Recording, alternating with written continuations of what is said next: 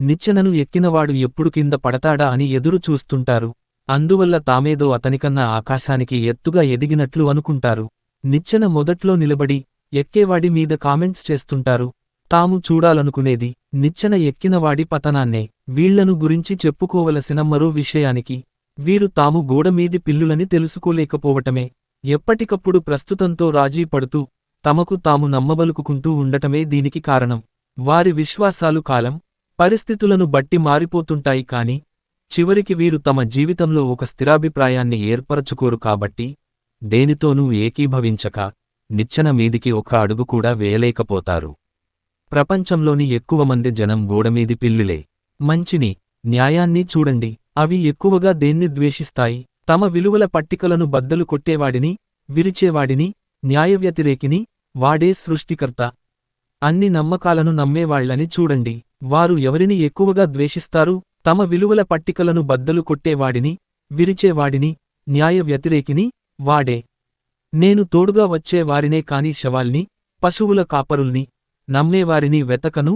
సహసృష్టికర్తలను, కొత్త పట్టికల కొత్త విలువలను రాసేవారిని అన్వేషిస్తాను. నా గురించిందంతా పక్వానికి వచ్చి కోయటానికి సిద్ధమైంది కనుక పంటలు కోసే సాటి వాడిని వెతుకుతాను కాని నా దగ్గర వందల కొద్దీ కొడవళ్లు లేవు. ఆ కొడవళ్లకు సాన బెట్టడం తెలిసిన వారిని వెతుకుతాను. నా గమ్యానికి, నా సొంత దారిలో నేను వెళతాను. నిదానంగా నడవటానికి కూడా తటపటాయించే వారి మీదుగా దూకుతూ వెళతాను. అట్లా నేను ముందుకు పోవటం, పోక వెనకబడటమే అవుతుంది. Friedrich Nietzsche, thus spoke జంతుప్ర.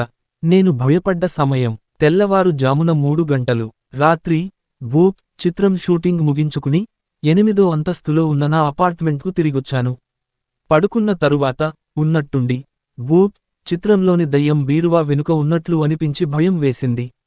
వెంటనే నా ఊహకు నేను పైకే గట్టిగా నవ్వేశాను. ఆ గోడ దగ్గరి నుంచి దెయ్యం నవ్వు కూడా నా నవ్వుతో కలిసి వినిపించింది.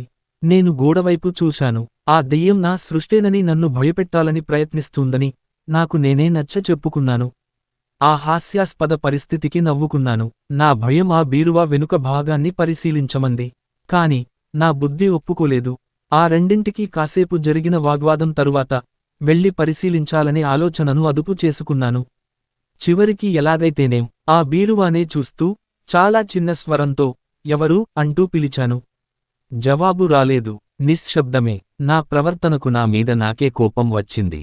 మనసు మళ్లీ బీరువా వెనుక పరిశీలించమంటే బుద్ధి మాత్రం అలా చేస్తే దయ్యాలంటే నమ్మకం లేదని పదే పదే చెప్పిన నువ్వు జనాన్ని వంచిస్తున్న వాడినవుతానంది.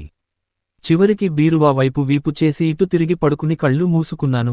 వెనుక నుంచి అడుగుల చప్పుడు వినిపించింది. నా మనసును తెగ తిట్టుకున్నాను. ఇలా బెదిరిస్తున్నందుకు దాంతో గౌడవ పడుతుండగా ఎవరో నా బెడ్మీదికి ఎక్కినట్లయింది. ఎవరిదో ఊపిరి దగ్గరగా వినిపించసాగింది. నా మెడకు తగులుతున్న ఆ స్పర్శతో నేను హఠాత్తుగా పొర్లాను. ఎవ్వరూ లేదు. బీరువా నుంచి టీవీ దాకా గదిలోని ప్రతి వస్తువును పరికించి చూశాను. అన్నీ కూడా నన్నే చూస్తూ ఆ దెయ్యంతో కలిసి నన్ను భయపెట్టాలనుకున్నట్లు తోచింది. అంతలోనే గొప్ప ఊహ ఒకటి వచ్చింది. సెల్ఫోన్ తీసి ఆ దెయ్యం పాత్ర చేసిన అమ్మాయికి ఫోన్ చేశాను. హే రామూజీ అని ఆమె కంఠం వినిపించింది. ఆ సమయంలో ఫోన్ చేసినందుకు ఆమె కంఠంలో వ్యక్తమైన ఆశ్చర్యంతో ఏదో కథ చెబుతూ కాసేపు ఆమెతో కబుర్లాడసాగాను. ఆమె మామూలు స్వరం విన్నాక కాసేపు తరువాత నా భయాన్ని పారద్రోలగలిగాను. ఫోన్ పెట్టే సమయానికి నేను మామూలు స్థితికి వచ్చేశాను. నా బుద్ధి సాయంతో మనసు చేసిన మాయను ఎలా ఓడించగలిగానో తలుచుకుంటూ హ్యాపీగా నిద్రపోయాను.